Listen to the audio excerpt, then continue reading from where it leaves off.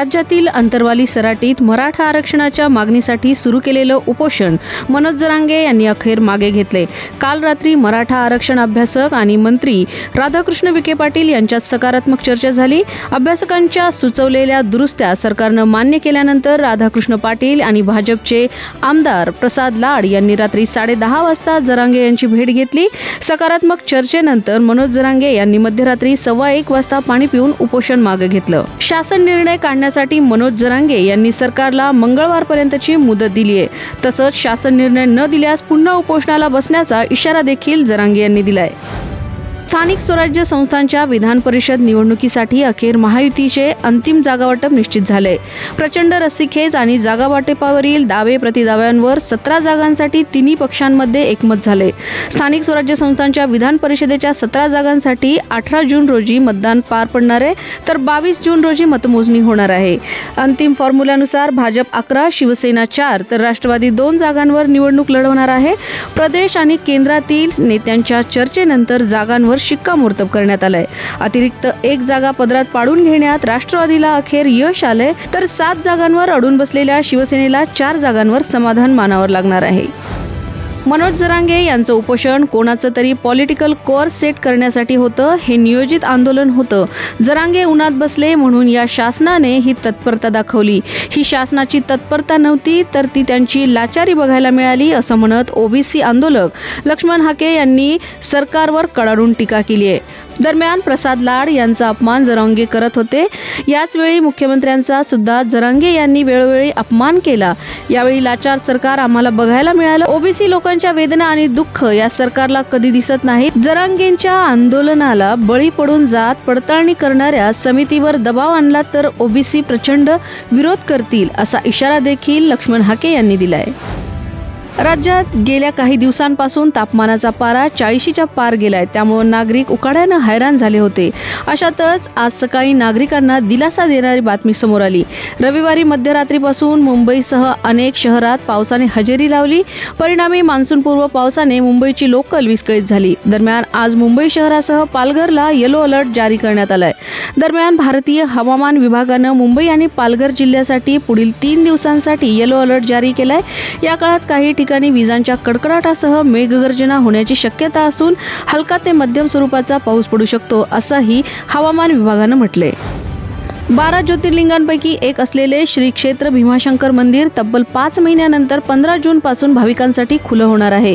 मात्र वाढती गर्दी लक्षात घेऊन दर्शनासाठीची वेळ मर्यादा, ऑनलाईन नोंदणी आणि दररोज केवळ 1000 भाविकांनाच प्रवेश अशी नियमावली लागू करण्यात आली आहे. त्यानुसार दर्शन 15 ते 30 जून दरम्यान सकाळी 7 ते 11 या वेळेतच देण्यात येईल. नोंदणीकृत भाविकांसाठी वैध ओळखपत्र बंधनकारक करण्यात आले. मुख्य मंदिराच्या सभामंडपाचं काम व परिसरातील राडारोड्याची साफसफाई करण्यासाठी आणखी काही दिवस लागणार आहेत.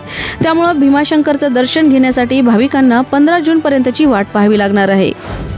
तृणमूल काँग्रेसचे नेते आणि पक्षातील दुसऱ्या क्रमांकाचे नेते अभिषेक बॅनर्जी यांच्यावर दक्षिण 24 परगणा जिल्ह्यातील सोनापूरमध्ये भाजप कार्यकर्त्यांनी प्राणघातक हल्ला केला.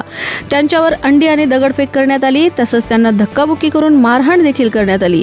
दरम्यान या हल्ल्यावर आता बंगालच्या माजी मुख्यमंत्री ममता बॅनर्जी यांनी प्रतिक्रिया दिली आहे.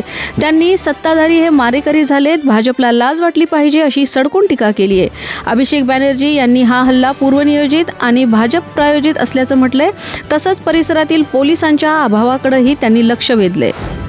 हिमाचल प्रदेशातील चंबा जिल्ह्यात एक भयंकर अपघात झाला. भरधाव वेगानं असणारी कार तब्बल 500 फूट खोल दरीत कोसळल्याची घटना समोर आली आहे. या भीषण अपघातात कारमधील 8 जणांचा मृत्यू झालाय.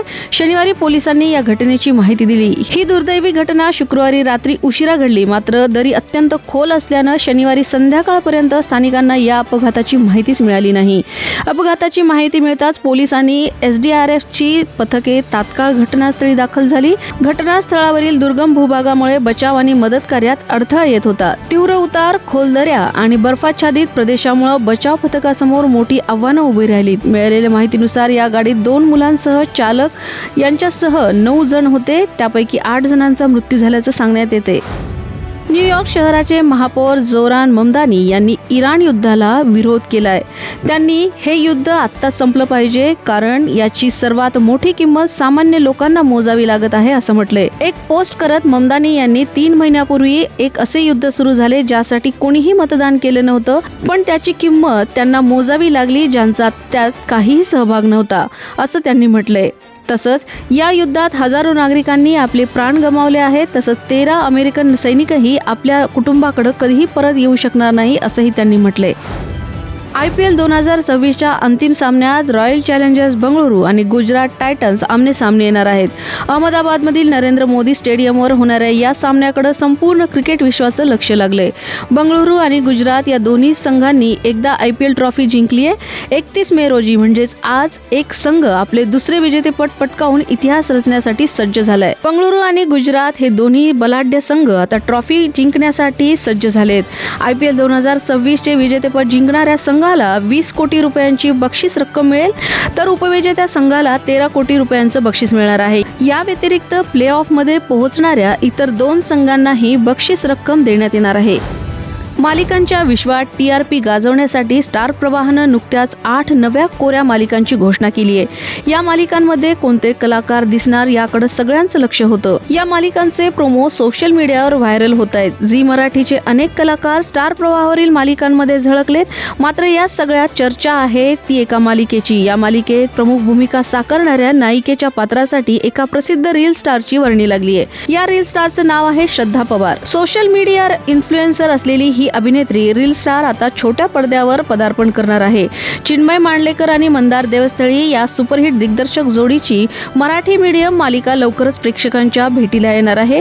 नुकत्याच या मालिकेचा प्रोमो स्टार प्रवाहाने शेअर केला. या मालिकेत राज्यातील मराठी शाळांच्या अस्तित्वावर मराठी अस्मिता टिकवणारी गोष्ट दाखवण्यात येणार आहे. या मालिकेत रील स्टार श्रद्धा पवार प्रमुख भूमिकेत आहे.